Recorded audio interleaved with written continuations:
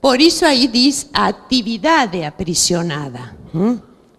Depois nós podemos ir a estas outras palavras que eu escrevi aí, mas depois, a ver. Vamos a ir a brincar. Ah, isto tem que ver com o tempo, ou seja que vou a deixar, porque se nós roubamos a nós mesmos nosso próprio tempo, roubamos isso que aí diz, nossa própria experiência e nosso saber. Poder dar-nos tempo para trazer a nossa experiência. Uma das questões mais terríveis desta sociedade chamada neoliberal, consumista, sociedade de mercado globalizada, é que tem roubado as experiências das pessoas todas. A experiência que você tem, que cada um tem da história. Parece que nós temos roubar experiência e roubar o tempo e roubar experiência. E a possibilidade de pensar está sendo aprisionada hoje sob novos mecanismos que uma década anterior, ou 15 anos antes. Hoje os mecanismos são outros. Novos mecanismos. Aí eu escrevi algumas palavras. Aceleração, essa rapidez. Não, ligue já, agora, responda. Sabe a resposta? Responda. Não perdeu tempo, você. Não, responda, já estive pensando demais, responda. Pense antes de falar. Não fale se não penso. Terrível. Aceleração, vertiginosidade. A palavra vertiginosidade é muito interessante porque vem de vertigem e quer dizer rapidez, excesso de rapidez, velocidade. Vertigem. Quando nós temos vertigem? Quando temos vertigem? Vertigem, diz vertigem? Quando você está em um lugar muito alto e olha para baixo. Muitas vezes nós padecemos de vertigem, não? Porque nos colocamos supostamente em um lugar muito alto, olhando para baixo. Se conseguimos olhar na frente, já a vertigem sai. Vertiginosidade, rapidez consumista, massificação, homologação, que é unir pela igualdade, todos somos iguais, devemos ser iguais. Não, como na fita de Moebius. Nos relacionamos porque somos diferentes e aí abrimos o espaço. Claro.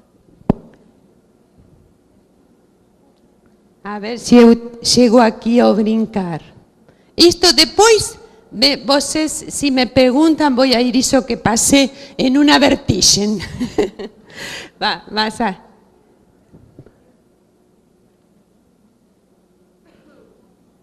Isto sim, eu acho que eu entendo assim a psicopedagogia.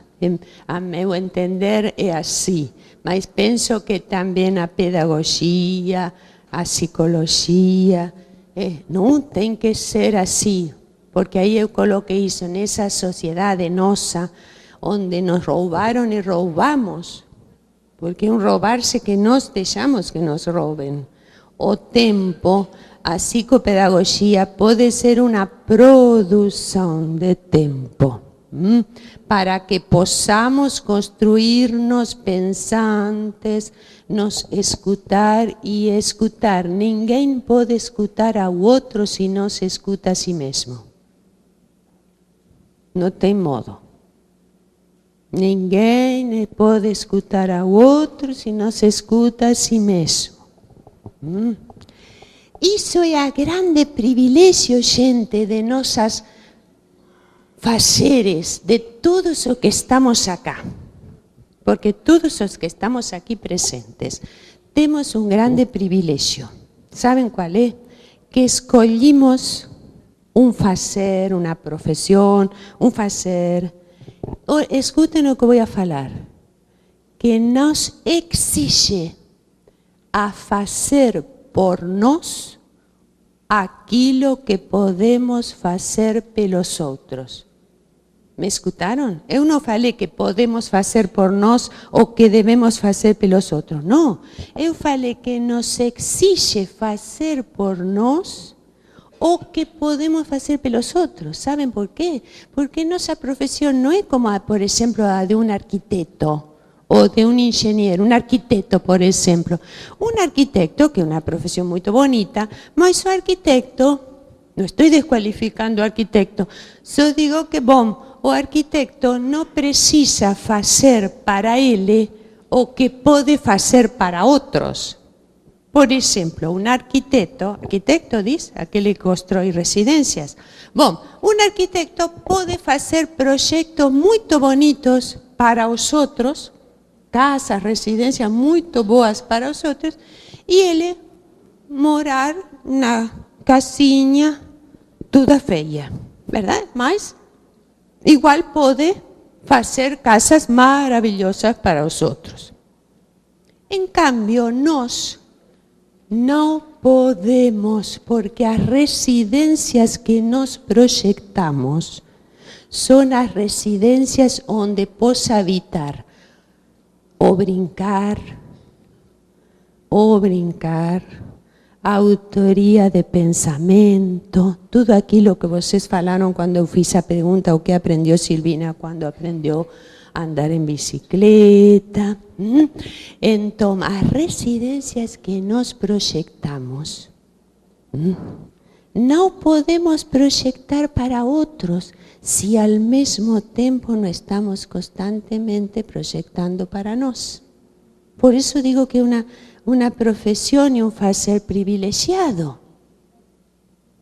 É assim, é muito simples, só que toda essa sociedade consumista nos tem colocado como nessa vertigem assim, que não nos deixa ver isso. Por exemplo, eu para vir aqui peguei um avião, não? Então, no avião, vocês saberão que nem bem sube o avião, antes do avião andar, despegar, como diz, decolar, antes do avião decolar, aparece uma voz que diz: se no caso que falte oxigênio, no caso que falte oxigênio na cabine, você coloque, se você tem uma pessoa ao seu lado que precisa de sua atenção, uma criança, uma pessoa de seu lado que precisa de atenção, coloque oxigênio primeiro, onde diz? Primeiro na criança e na pessoa que tem que atender? Não? Diz, coloque oxigênio primeiro em você e depois na pessoa que tem que atender. E eu, tantas viagens que fiz em avião, nunca escutei a ninguém que falasse, por que primeiro ao outro, a mim e não ao outro? Ninguém perguntou, porque todo mundo sabe que se não tem oxigênio, como vai ter forças para ajudar ao outro? Não? Todo mundo sabe. Então, bom, oxigênio nosso, essa autoria de pensamento, essa possibilidade de brincar, essa alegria construtiva, alegria. Hoje uma menina acá maravilhosa que está por aí, eu estou olhando, maravilhosa menina acá. Eu perguntei assim a ela, uma que está aqui presente, eu perguntei a ela, como definiria a você uma amiguinha se perguntasse como é e di o nome dela? E sabe o que me falou essa adolescente maravilhosa que está por aqui no público?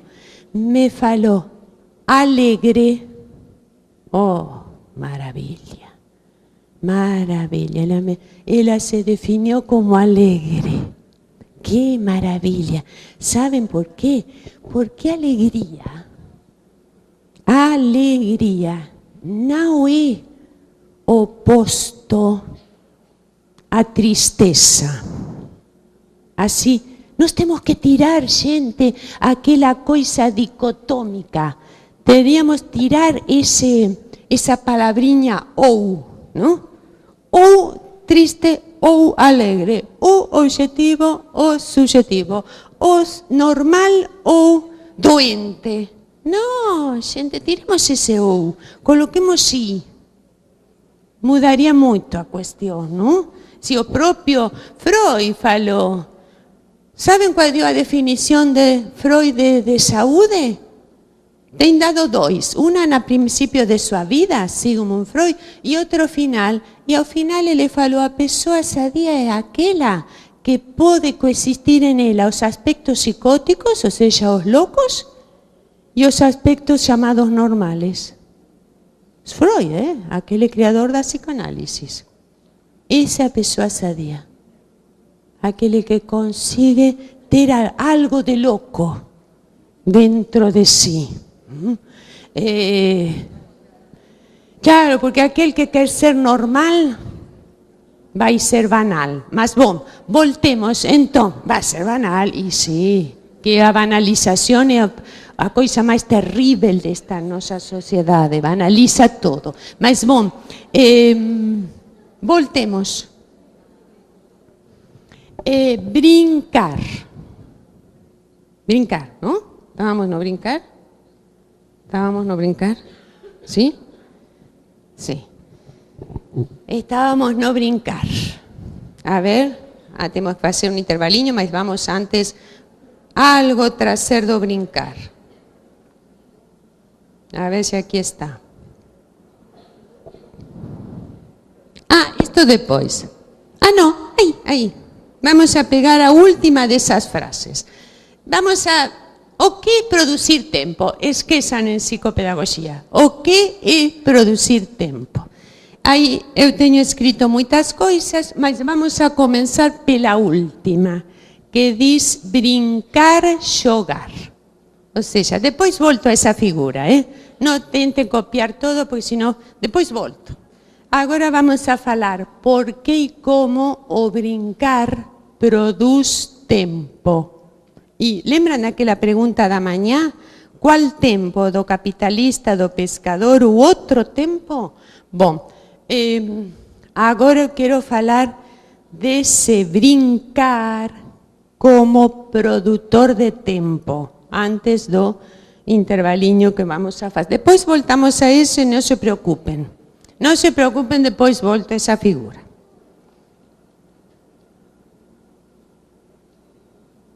Vamos também depois. Eu quero ir ao brincar como construtor de tempo. Isto está em espanhol, vamos a tirar. Brincar.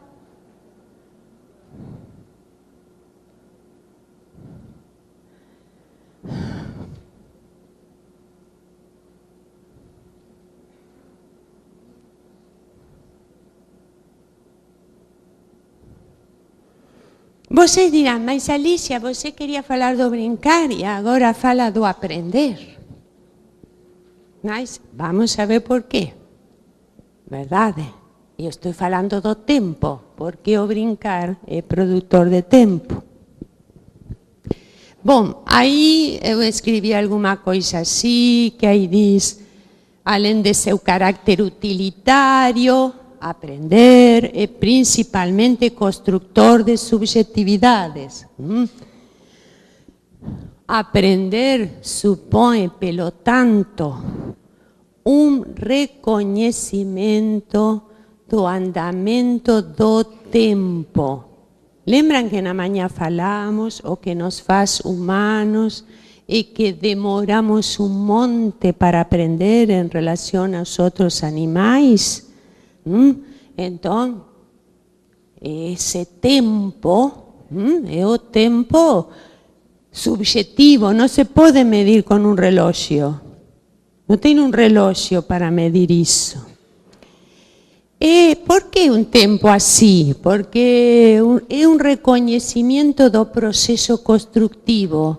E aí eu digo, de um eu como autobiógrafo. Nós estamos acostumados a que nossa história seja contada por outros. E é uma tarefa difícil deixar de contar nossa história segundo como outros a contam e passar a ser os próprios autobiógrafos.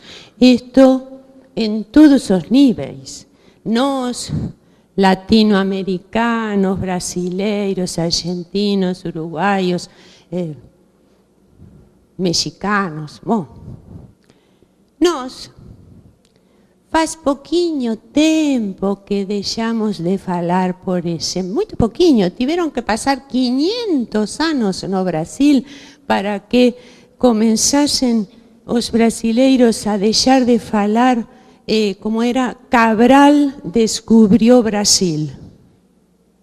Passaram 500 anos.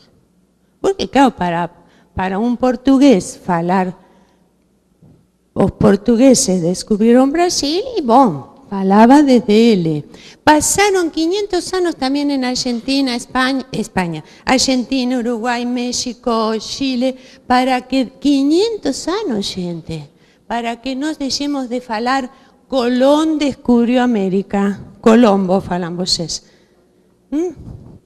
Para deixar de falar um europeu descubriu América, começar a... Como? Claro, para um europeu está bem, mas aqui tinha outras pessoas que estavam aqui. Então, como foi isso? Chegaram aqueles de lá e estes gritaram, oh, nos descubrieron, nos descubrieron. Não pode ser, não pode ser. A história contada desde o ponto... Você ríe mais, é assim mesmo. A história contada desde o ponto de vista do outro, verdade? Mas assim como os povos demoraram 500 anos, e aí, não? Para fazer isto, ser o próprio autobiógrafo, falar, não sei, como seja, encontro de culturas, o que seja, verdade? Mas na história pessoal de cada pessoa acontece o mesmo. Eu, a vezes, trabalho com pessoas adultas e elas se definem do modo como, quando eram crianças, alguns adultos significativos definiam a ela.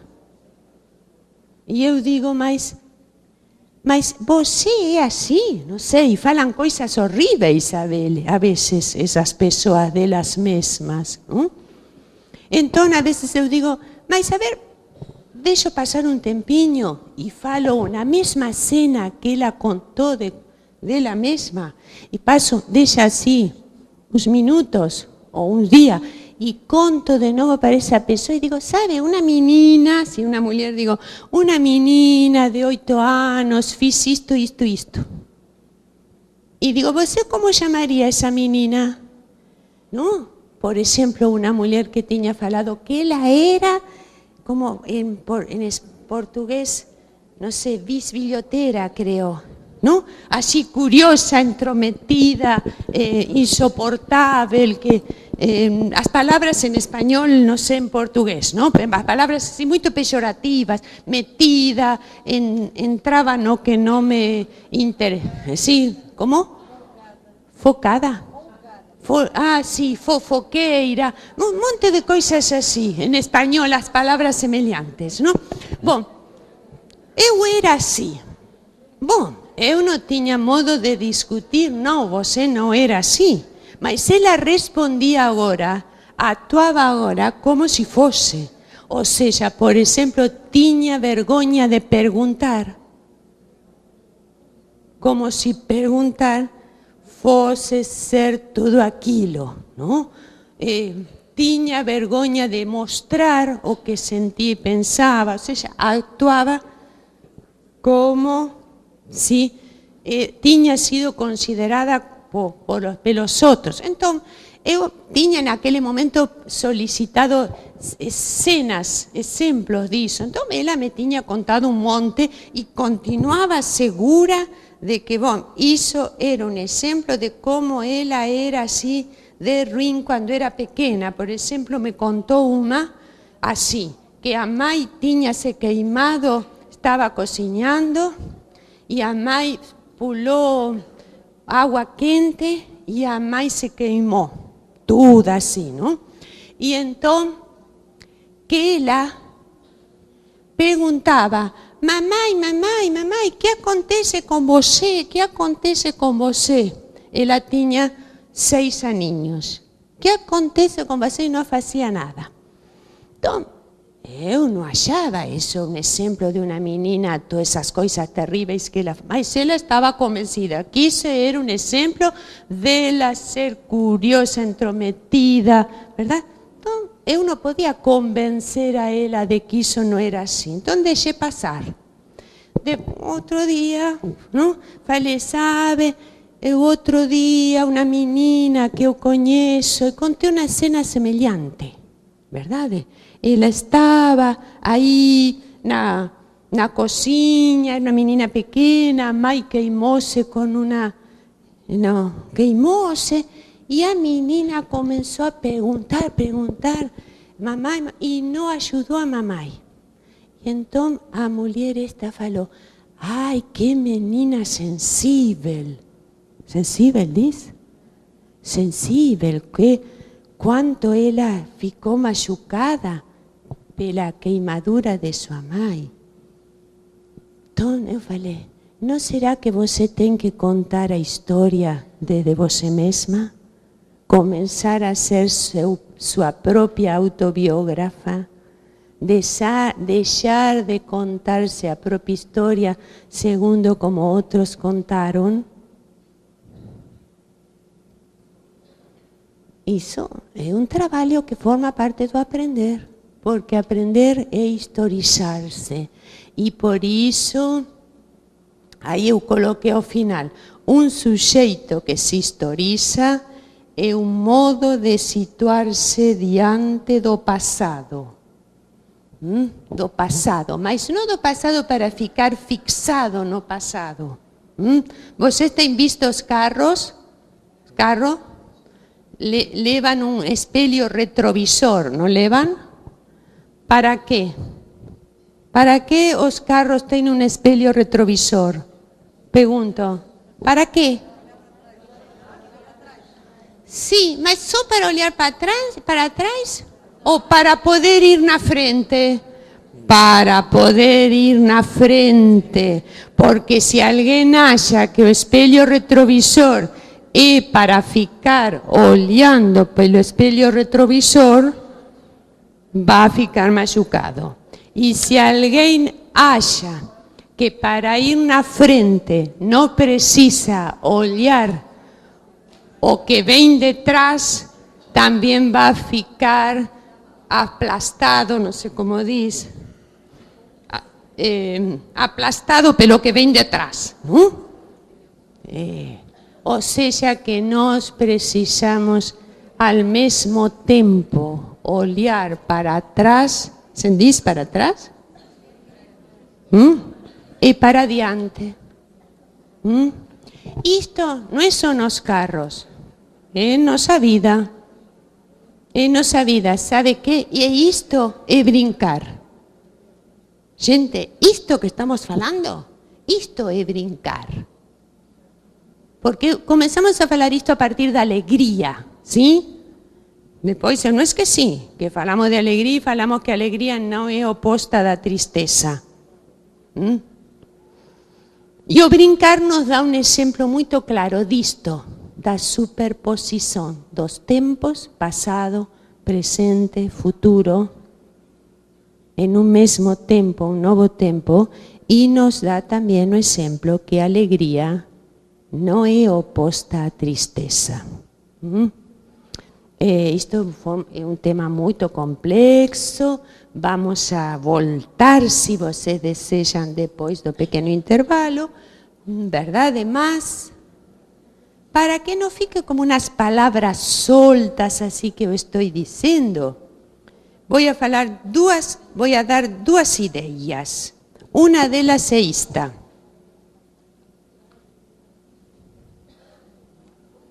Brincar, voy a falar de novo o que falei, mas vamos a ver um pouquinho por quê.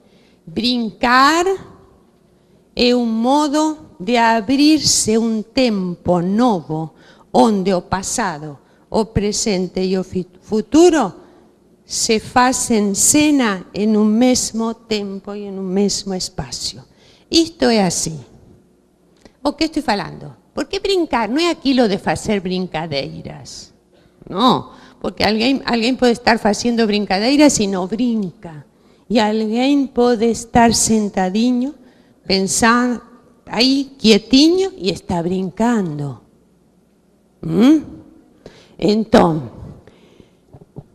no brincar, quando duas crianças convidam uma a brincar a outra, em português e em espanhol, têm essa sabedoria. En español dicen, ¿no? En Argentina, por ejemplo, dicen, dale que vos eras mi mamá y yo era tu hija. O sea, en portugués dicen, você era agora, você era agora presente. Você era passado, minha mãe, para começar a brincar de mãe e filha, por exemplo. Agora presente, você era passado, minha professora, o que vai a brincar, futuro. Passado, presente, futuro. Não é que não saibam conjugar os verbos. Não, é a sabedoria da criança. No brincar passado, presente e futuro se superpõe. Não é magia, como a fita de Moebius, não é magia.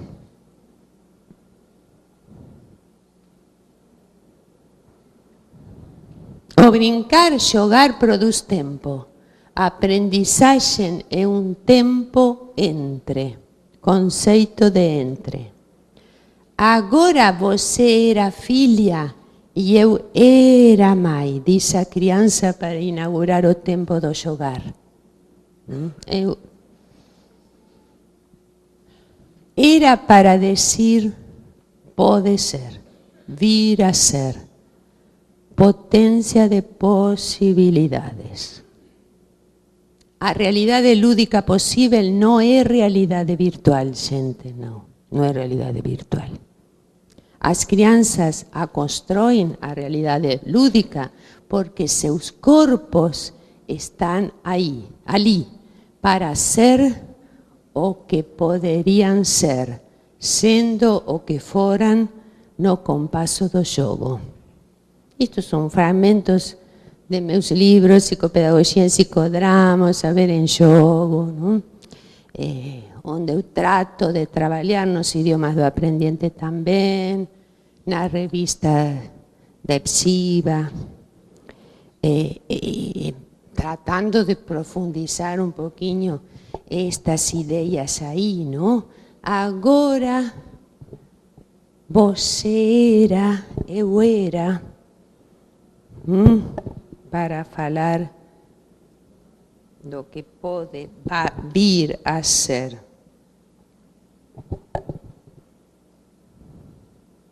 Agora vamos a fazer um intervalo. Mas espera, antes.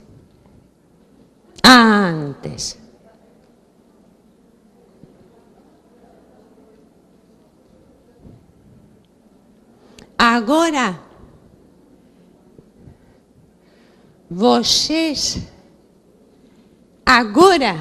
vocês eram Chico Buarque.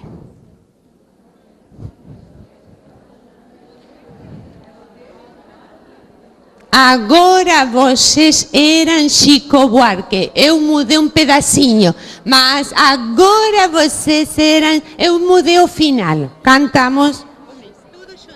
Começamos. Agora eu era